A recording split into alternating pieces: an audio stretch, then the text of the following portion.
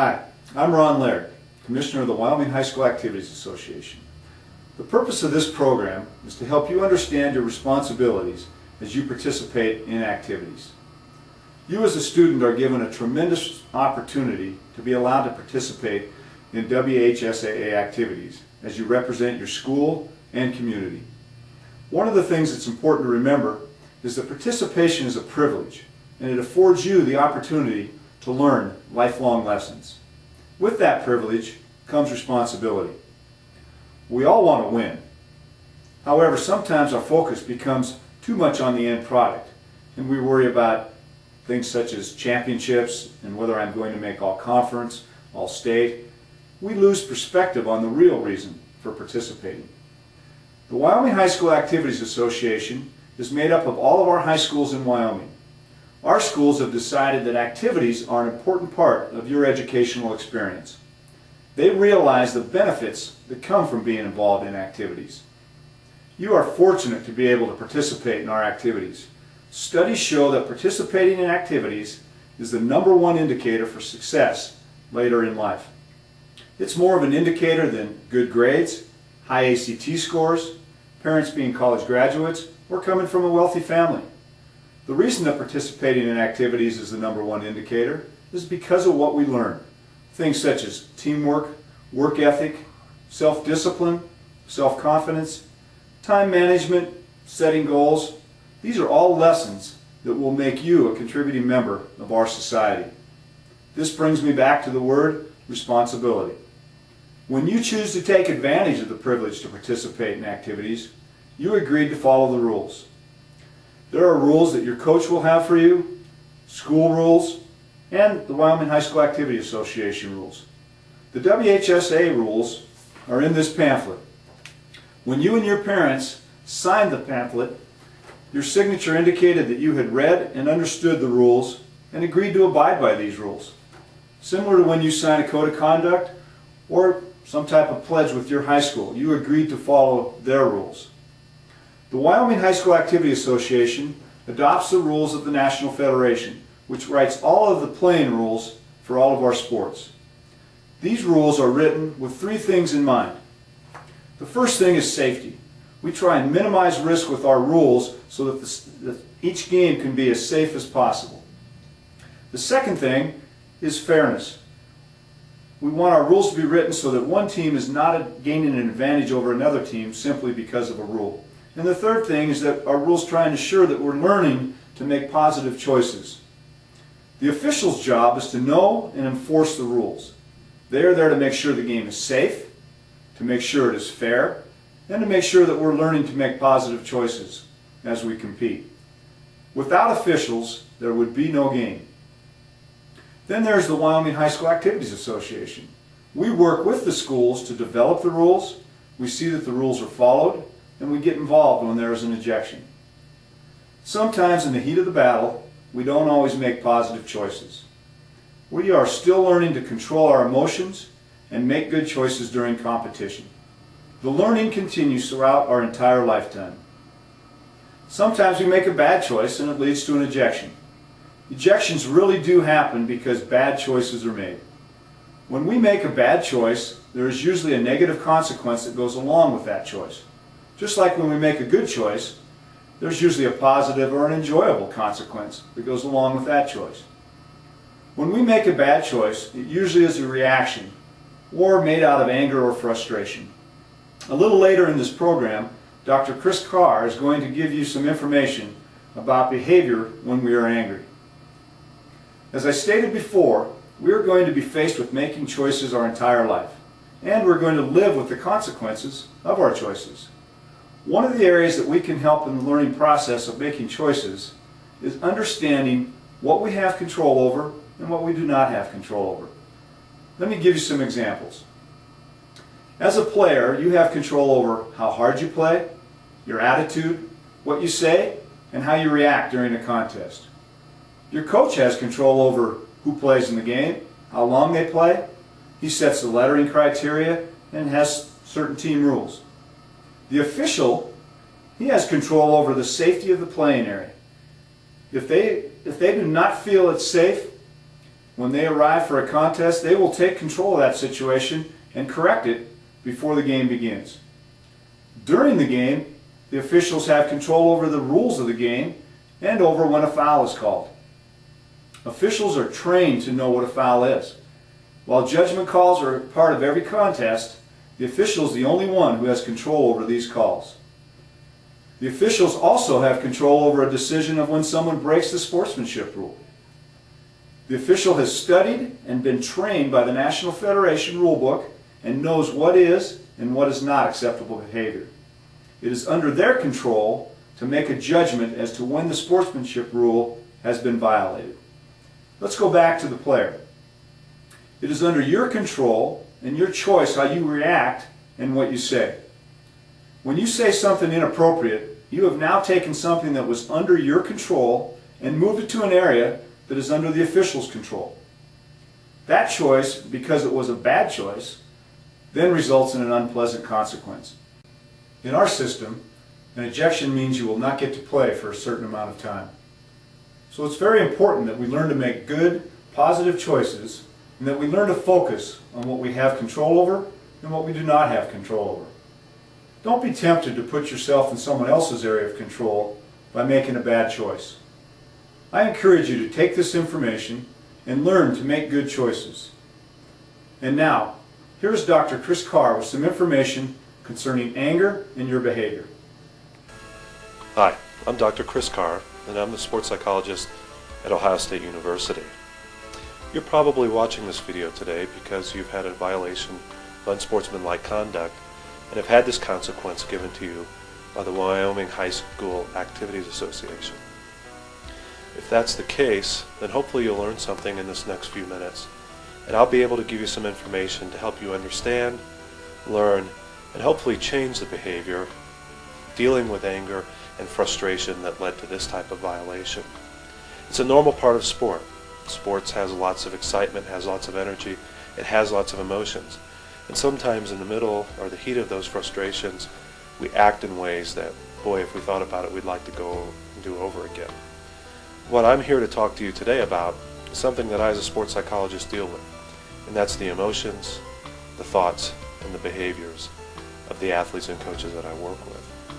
Today we're specifically talking about anger and anger management and learning how to control those behaviors that are related to a very common and normal emotional process. Let's talk about the first step, the emotion of anger. Sports are about emotion. Think if you hear about the Olympic theme, for example, watching the U.S. athletes march into the opening ceremonies. Most American athletes report that that brings a feeling of pride. There's an excitement. If we have someone that we know that's there, we feel excited for them. Think about if you hit a three-point shot to win your tournament in the last 2 seconds of a game, what kind of emotion that would bring. Striking out the last batter in a no-hit pitching performance. Think about any sport environment, any sport activity, and you're going to have the emotions occur. That is a normal process of being an athlete. Anger is one of those emotions that we have to deal with as well. And anger is not a bad feeling. We really want you to learn from this that anger is not a bad feeling. In fact, it's a normal feeling of being a human being. But it is the thoughts and the behaviors that we deal with the anger that tend to get us in trouble, which lead to losing control and typically receiving an unsportsmanlike conduct penalty. One thing that we do when we talk about thoughts associated with sports performance, now we talk about the thinking. As an athlete, this is kind of the second step, moving from the emotions to the thoughts associated with being an athlete. Now, as a sports psychologist, I work a lot with athletes on learning how to improve their self-talk, how to visualize great performance, and how to believe in goals that they set in achieving athletic and personal success. But if we think about the thoughts associated with a feeling of anger, typically we've learned that somewhere in our history. We have to remember that we're role models, so our actions today do influence young children who are watching us as athletes. We need to, even if we take that as one of our new attitudes and thoughts, that all of my behaviors and my actions are being watched by kids, if that thought helps change your behavior, then that's a good thought. But thinking about anger and how to act appropriately is sometimes a very confusing mix when we talk about sports.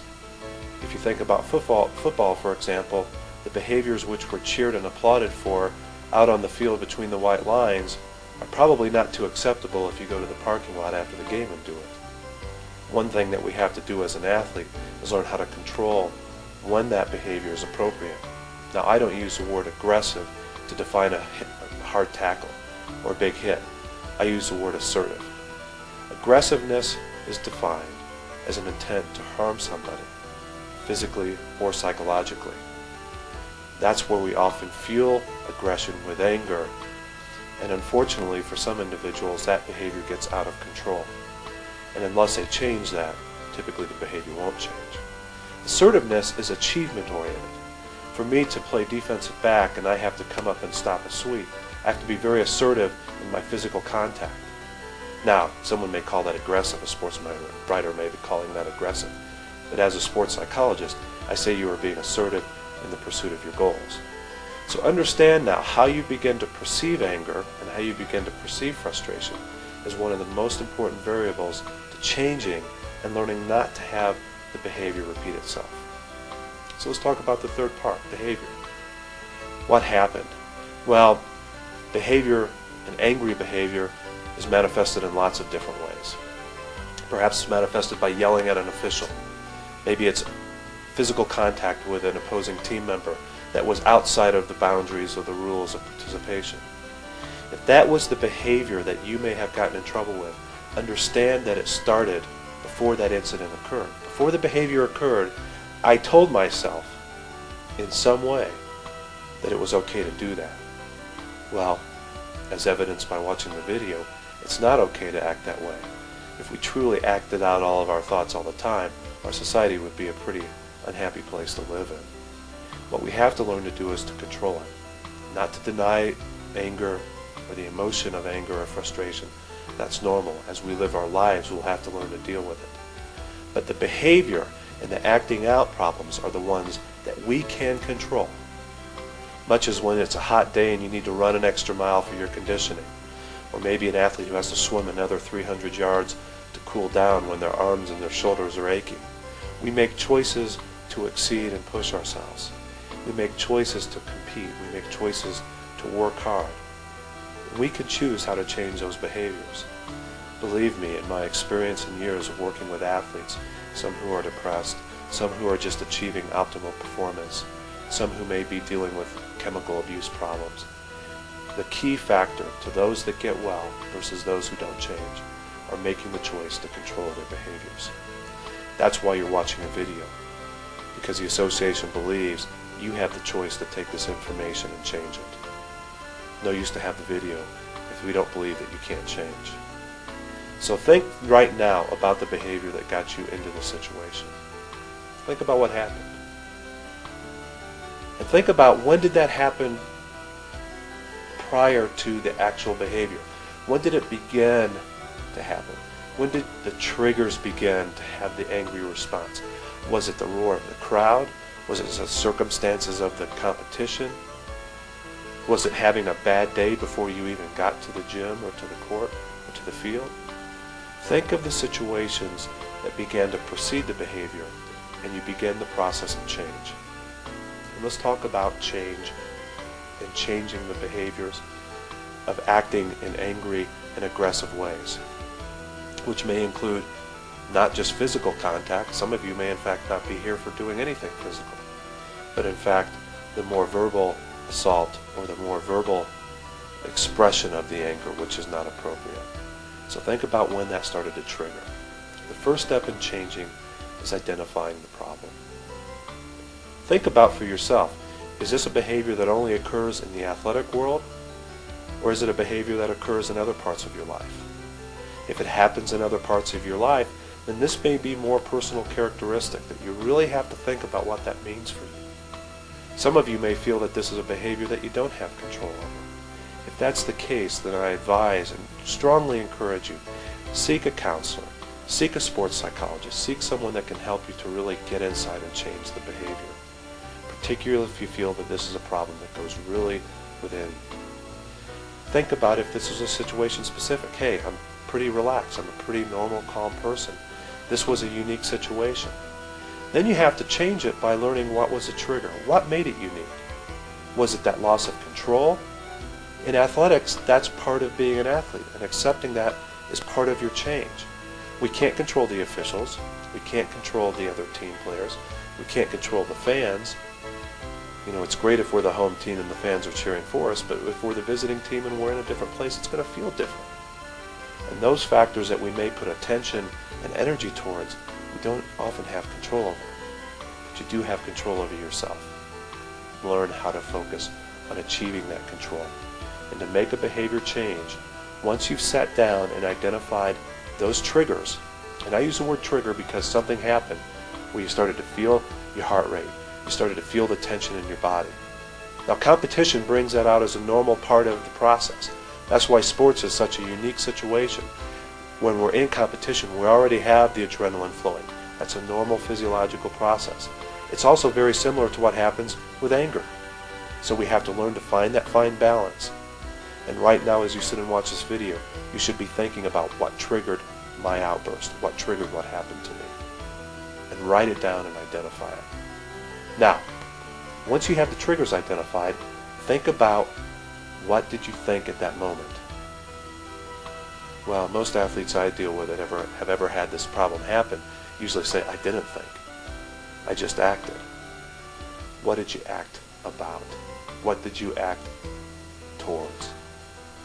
And when you really sit and think back about it, it's typically loss of control, the feeling that you were out of control, or the feeling that things were being taken away from you. And that's typically not the case. Cooler minds often prevail in athletics. Actually, in the research that's been done on elite performance, we find that athletes who report having world record setting performances, state championship performances, NCAA performances, often use the words to describe that feeling as relaxed, confident, composed, controlled. Pretty much the opposite of the behaviors and actions that lead to unsportsmanlike penalties. So great performance is not defined in the intensity that often is described with these kinds of behaviors that we're trying to change. So if you're defining yourself as that's a normal part of your process, you're limiting your potential as an athlete and a coach. Once you've identified the triggers and you know what situation occurred, even if it was only situation specific, think about an alternative change. How could you have reacted differently to that? Now, I know it's hindsight and we're talking about the past, but the best predictor of future behavior is past behavior. So does that mean that because this happened, it's automatically going to happen again? Of course not. You can change what happened, and changing it by looking back and thinking about what happened and what could I have done differently. As I tell members of the U.S. ski team who I work with as their team psychologist, if you didn't ski that downhill race the way you wanted to, before you leave the finish area, close your eyes and visualize that race again. Ski it perfectly in your mind so the last memory you have is a good one. That's what I challenge you to do now. Think for a moment of the behavior that got you the penalty. And what would have been an alternative? Maybe it would have been walking away. Maybe it would have been sitting down. Maybe it would have been gaining self-control. If you think about it for a second, you've got the alternative. And now you begin the process of change. So once you've identified those triggers, okay, then you've looked at what caused the trigger to occur, whether it was situation specific or a more personal variable. Once you've thought about a different way, an alternative way you could have changed, now you put your plan into action. And that is to see yourself reacting differently the next time. Let's take an example. The first game you come back to competition. Well, perhaps some people may or may not know what the suspension was about. That's inevitable. That's part of sports. It's part of being in the media. If you don't like that attention, sports is not a great avenue for you to be in. But let's say you go out there the first time. Is someone going to try to say something? Is someone going to try to kind of get in that place? Get into your mind? Maybe. But if you've already in your mind visualized how you're going to respond, how you're going to take control over it, then you've already taken 2 steps forward. And that's, again, a challenge that you have control over. I think the key is to look at your self-talk right now and recognizing that we make mistakes as human beings. Learning from our mistakes is the most important variable involved in this whole process. And once you've made that change, reinforce it. Learn. Great athletes don't always have success. Some of us have watched Tiger Woods and his recent exploits as a wonderful golfer. It's very publicly known that Tiger does a lot of mental preparation and mental training. He doesn't play great golf all the time, but I think the one characteristic that impresses me the most is his ability to take a situation, whether it's good or bad, and truly learn from it. Take it and go the next time, knowing that the past is done. As we sit here today and you listen to me, we can't change what happened in this preceding events. We can change what I do today and what I take from this talk. And once I've reinforced my behaviors and tell myself that I can control myself and I can express emotion, but in different appropriate ways, I'll become a more controlled and a more competitive athlete. I won't be swayed by the size of the crowd. I won't be swayed by the emotion of the court. As our basketball team at Ohio State, I often tell them I don't believe in such a thing as a pressure-packed free throw. Because shooting a free throw is the same whether you're shooting it in a gym by yourself or you're shooting it in front of 50,000 people in the NCAA Final Four. The mechanics, the motion, and the behavior of shooting the free throw does not change. The only perception is in your mind. And that's truly where it rests with you today. The perception of taking these behaviors and beginning the process of change. I don't look at the individuals that may come to me that may express they have this issue, they express that they want to change these behaviors. I don't look at them as people who are quote-unquote angry people. I look at them as normal human beings who in the heat of battle have acted in a way that if they had to go back and change, they'd change it. But given that we can't, given that we have to move ahead, take these steps, begin your own process of change, and become a healthy, active, and successful competitor. I wish you the best of luck in the rest of your athletic and coaching endeavors. Thank you. Thank you, Dr. Carr. That was good information on anger and how anger can affect our behavior if we let it. Our purpose today has been to help you develop a way to make the best possible choices you can make. We certainly do not think you are a bad person because you are here today. We all make mistakes. Mistakes have unpleasant consequences sometimes, but as long as we learn from our mistakes, it makes us a better person. It is important to remember you are all role models. You are being looked up to not only by your peers, but also by the youngsters in your community. There we are, back to responsibility again. There is no better place, in my opinion, to learn responsibility than through participating in activities. This is a great opportunity and a great privilege for all of us. I urge you to focus on good decisions and to focus on what you can control. I would like to wish you the best of luck with the remainder of your high school career.